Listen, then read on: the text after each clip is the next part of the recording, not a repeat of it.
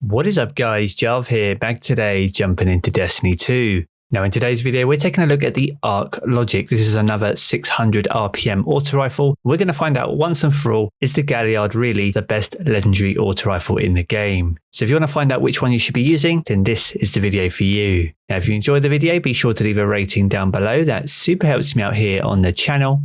And if you're new around here, want to keep up to date with all the latest Destiny 2 content, then be sure to hit subscribe as well. But without further delay guys, let's jump into the video. Now with the launch of Season 10, Season of the Worthy, we've seen a massive uptake in the amount of auto rifles being used in Crucible, and specifically the 600 RPM archetype.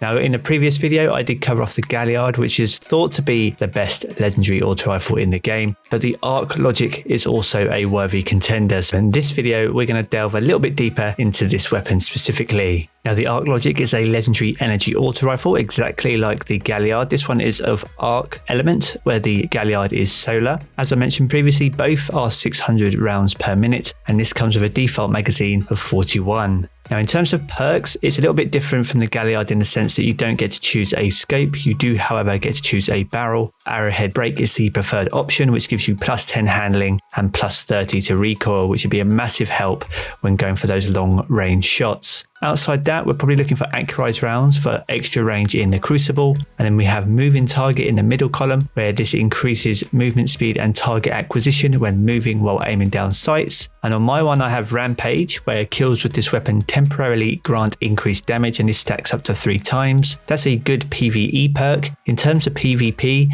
you're either looking for Tap the Trigger, which is what I had on my Galliard. That grants a short period of increased stability and accuracy on your initial trigger pull, or Rangefinder, where aiming with this weapon increases its effective range and zoom magnification. And now we know what sort of role we're looking for PvP specifically, but how do we get this weapon? Well, unlike the Galliard, this one's actually locked behind Shadowkeep, the expansion. So if you want access to this weapon, you're going to need to buy Shadowkeep itself. If you have this, you need to pop over to the Lectern of Enchantment. You'll find this over on the moon once you've completed the Shadowkeep campaign. Now once here, you'll also notice there are many Nightmare Essences. These are things that you'll unlock as you complete the campaign, and there is one for each armor piece pretty much, but also weapons as well. Now the one we're looking for is called the Essence of Failure. For this one, we have to complete patrols, public events and lost sectors across the moon, and defeat combatants using auto rifles, as well as collect the captive cord from the lunar battlegrounds to cleanse the essence. Now to purchase these bounties, you will need phantasmal cores. Now you can get these by converting phantasmal fragments. Now if you don't have any phantasmal fragments, you can get these from defeating mages over in Sora's Harbour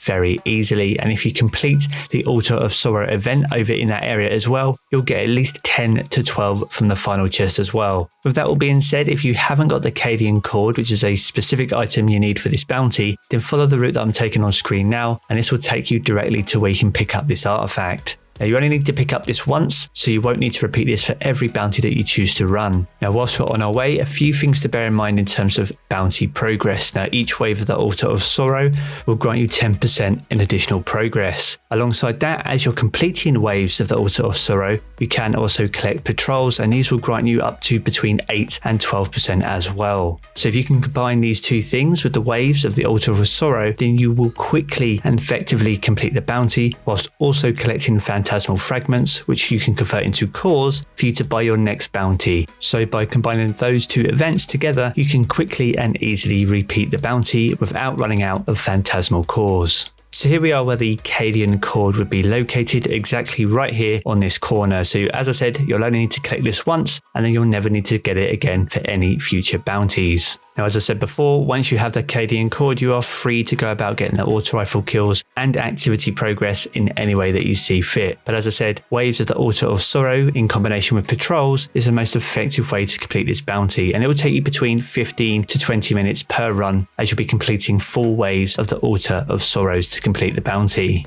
Now, much like the Galliard, this can be done solo and as part of a fire team. So whether you're running on your own or you have a group, you can all farm this weapon together. And if anything, having a team together in that Altar of Sorrow will help you complete the waves of this activity much quicker anyway. Now, once you've fully completed the bounty, you simply need to return to the Lectern of Enchantment to collect your Arc Logic. It is as simple as that, and it's much more guaranteed than the Galliard is. So although it will take you longer per run to get a Arc Logic, you are at least guaranteed one every time you complete the bounty. So we know what the arc logic is, we know how to get it, but is it better than the Galliard?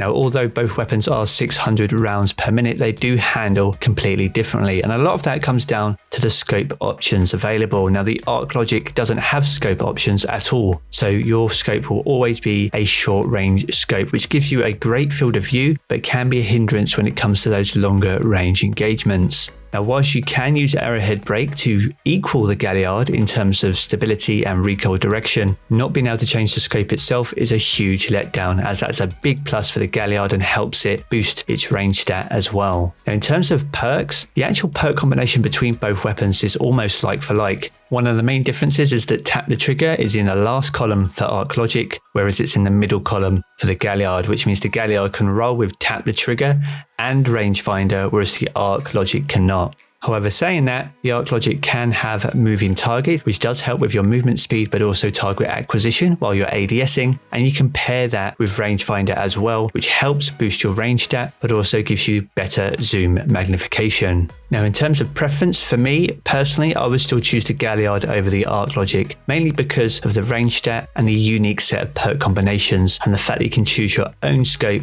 to further boost your range, which will give you the leg up in those long range encounters. However, if you're able to stay within the effective range of the auto rifles themselves, then the arc logic is a strong alternative. So if you are struggling to get a Galliard, then getting a fantastic roll on the arc logic will still be a worthy contender inside the Crucible, and is a worthy replacement for the Galliard until you get the roll that you want on the Galliard from the Black Armory Forges. So there we have it, guys. That is the arc logic. It is a worthy contender for the Galliard, but I don't think it takes the crown as the best legendary auto rifle in the game. However, if you don't have a Galliard, then be sure to pick up an arc logic anyway as a worthy alternative in the meantime. Now, if you have enjoyed the video, be sure to leave a rating down below. That super helps me out here on the channel. And if you're new around here, want to keep up to date with all the latest Destiny 2 content, then be sure to hit subscribe as well. I'm going to jump back into the game as always, guys, but I will catch you all again very soon.